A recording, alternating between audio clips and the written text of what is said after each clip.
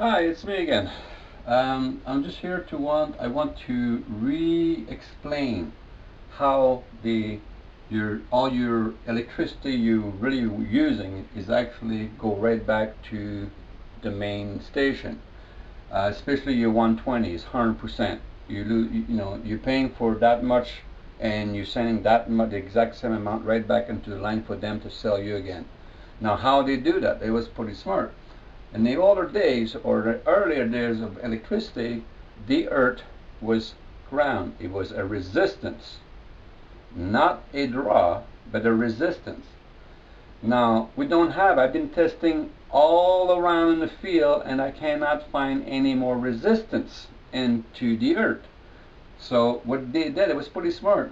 What they did, they create a vacuum, an electrostatic vacuum into the return line. And in every third pole, you will see a ground line hook up to the lower wire, which is the ground. It's supposed to call the ground all the way down to the earth, and those are called collector rods. So is very simple. It works like, here's the main station is like a wet vac, and you're using the ground as we'll use a sponge, right? So if you pour water a little bit and the sponge get wet in the bottom, but if you put a wet vac on the top of the sponge, if you start pulling, that's mean, create a vacuum into that sponge, and all the water of that sponge will find its way into the mouth of the wet vac. Well, the ground line or the return line is exactly how they do. They have this vacuum over there, which is very simple to work with to create a fake demand on the end of a line, is using a normal electric motor, and you can use half of the armature as a fake demand, and you spin that motor with the other half of the motor, which it makes the demand. So we can have a vacuum and an electric line, and I can prove that over and over. So now I'm going to show you, my line here, pole, that's just for on the ground. It says I'm already pulling 3.58 amp going through right back to the pole, right? So I'm going to go in, give me a second, I'm going to turn on my water kettle. You will see an increase. I'm going to zoom on that so you can see what I'm pulling right now. So I think we can't zoom. So I'm going to bring you right close so you can see.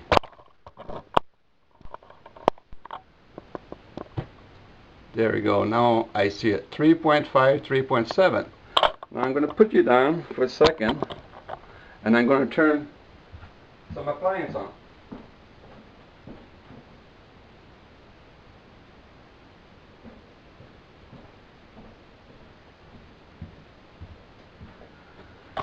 Now again, I'm back. I'm going to bring you closer so you can see. See, I turned my water kettle on. Now it says I have 14.4 amp drawn in that wire.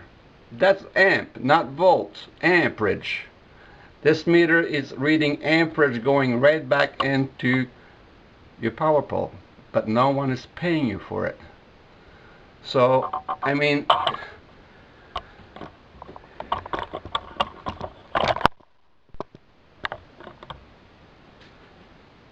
it's kind of hilarious. Like, if you're paying for something and you're using the amount of kilowatt they say you use, why the hell your kilowatt is going back to the line if you already pay for it? There shouldn't be no draw here. It should be a resistance. Now, for everybody from BC Hydro and any other hydro company who want to take me on the front of a camera to answer my question, I'm really open for that. Matter of fact, I challenge anybody.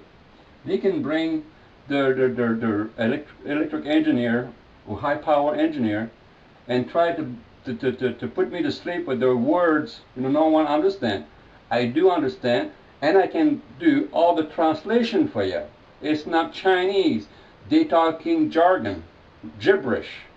I know how to translate that on the real fact and real words people will understand. This should not be a vacuum line because that's what it's called. And even some people from BC Hydro who drink a little bit too much even say that. Then they get minimum 80% of the people's hydro right back to sell right back to them. And all they have to do to this current to sell it back is ship it back to the top of the line almost in the exact same form and then put a hurt in it. That's the only thing they're losing is the hurt. But current and the amperage is there. The heat is there. All you got to do is put a hurt back into it to increase the signal of the hurt and push it right back to the top line, and then your transformer does all the work after that. That $1,000 can there you can purchase yourself, right? Does all the transformation from 120, you put them together, 240. That's how 240 works. And then again, now they get the smart meter. The smart meter is something very interesting. In the old day, when you had the regular meter, it was only charging you for one line, the highest draw line. That's what it was charging you for, and we didn't have that. So that's why everybody, when they get a smart meter, got double the cost by charging you for each line. But the transformer does that, not the pole.